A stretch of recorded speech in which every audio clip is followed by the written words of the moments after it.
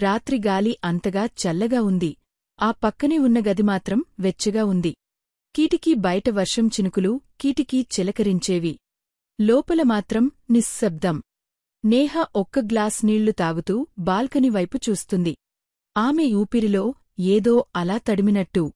ఒక చెంతలో ఉత్కంఠ, మరో చెంతలో ఆకర్షణ.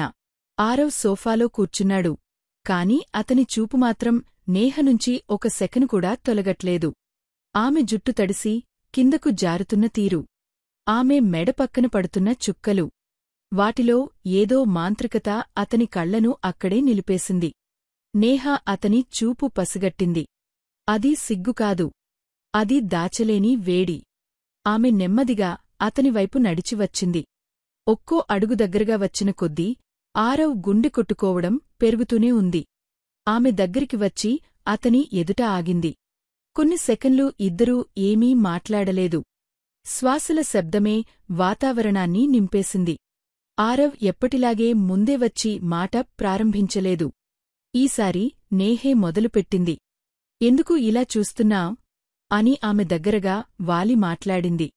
ఆ మాటలో తడిగా ఉన్న ఏదో పలకరింపు అతని నరాల్లోకి దిగిపోయింది. ఆరవ్ నెమ్మదిగా లేచి ఆమె దగ్గరకు వచ్చాడు. వారి మధ్య అంత దూరం కూడా లేదు.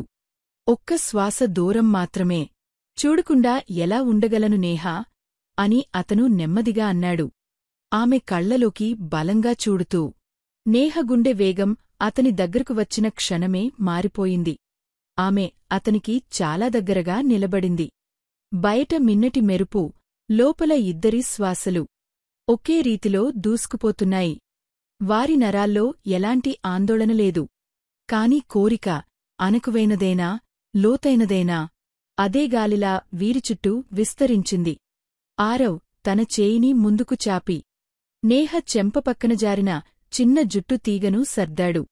ఆ స్పర్శ నేహ శరీరమంతా ఒక వెచ్చని తరంగం పంపించింది. ఆమె చేతులు అతని ఛాతీపై మెల్లగా ఆగిపోయాయి. ఆ వేడి, అది అతనికి పూర్తిగా అర్థమైంది. అతను ఆమె నడుము దగ్గర చేయి ఉంచి చాలా నెమ్మదిగా, కాని వెనుకాడకుండా తనవైపు మరింత దగ్గరగా లాగాడు. నేహ అతని శ్వాస తన గాలిలో మింగుతున్నట్టుగా అనిపించింది. ఆమె కళ్లలో స్పష్టంగా వేడి కరిగింది. కాని ఆమె మాటలు మాత్రం ఆరవ్ చెవిలో ముదువుగా చేరాయి. ఇలా నువ్వు దగ్గరకు వస్తే నేనే ఉండను ఆరవ్. ఆరవ్ ఆమె నుదుటిపై తన నుదుటిని ఆనించాడు. వారి శ్వాసలు కలిసిపోయాయి. అతని స్వరం కిందికి జారిపోయింది. నువ్వు నీలా లేకపోతే నాకే నచ్చుతుంది నేహా. నేహ కళ్లల్లోని చిలిపితనం కాస్తా వేడెక్కిన ముదుత్వంగా మారింది. ఆమె చేతులు అతని మెడను చుట్టుకున్నాయి. ఇప్పుడు వాళ్ల మధ్య ఏ దూరమూ లేదు. అన్నీ చెరిగిపోయినట్టుగా. ఆరవ్ ఆమె వెన్నుపైన చేయి నెమ్మదిగా నడిపాడు. నేహ గుండె ఒక్కసారిగా కదిలింది. ఆ స్పర్శలో తొందరలేదు, దుశ్చర్యలేదు. కాని కోరిక మాత్రం మంటలా నెమ్మదిగా, క్రమంగా పెరుగుతూనే ఉంది. వారి మధ్య మాటలు ఆగిపోయాయి. నిశ్శబ్దమే ఇద్దరి భావాల్ని చెబుతోంది. నేహ తన నుదుటిని అతని ఛాతీకి ఆనించింది. ఆరవ్ ఆమె మోపురంపైన మెల్లిగా తన ముక్కుని తాకాడు. ఆ స్పర్శలో అంత మాధుర్యం ఉంది. ఆమె కళ్ళు మూసుకుని ఆ క్షణంలోనే మునిగిపోయింది. బయట వర్షధ్వని మళ్లీ పెరిగింది. గది లోపలవాళ్ల శ్వాసలు కూడా అదే రీతిలో దూసుకెళ్తున్నాయి. నేహ అతని ముఖాన్ని రెండు చేతులతో పట్టుకుని చాలా నెమ్మదిగా అతని దగ్గరకు లాగింది.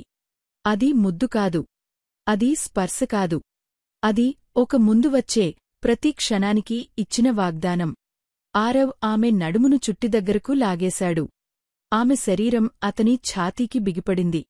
ఇద్దరి శ్వాసలు ఒక్కటయ్యాయి. ఈ రాత్రి నా దగ్గరనే ఉండు అని ఆరవ్ నెమ్మదిగా చెప్పాడు. నేహ అతని భుజంపై తలను వాల్చి చిన్నగా నవ్వింది. ఆ నవ్వు తడిగా, వేడిగా, దాచలేని కోరికగా ఉంది. ఇంత దగ్గరకు తీసుకున్నాక దూరం వెళ్లగలననుకున్నావా? వారి శరీరాలు దగ్గరగా ఉన్నాయి. వారి భావాలు మరింత దగ్గరగా ఉన్నాయి. వారి గుండెలు ఒకే రీతిలో కొట్టుకుంటున్నాయి. అది అశ్లీలం కాదు, అది అమాయకం కాదు, అది దగ్గరదనం, అది కోరిక, అది పరస్పరం ఒకరిని ఇంకొకరు అనుకునే వేడి. రాత్రి పొడుగునా గాలిలో ఆ వేడి తగ్గలేదు. అది మాటల్లో చెప్పని ప్రేమ. విడవడానికి ఇష్టపడని రెండు హృదయాల మధ్య ఉన్న తడిగా, వెచ్చగా, మునిగిపోయే బంధం.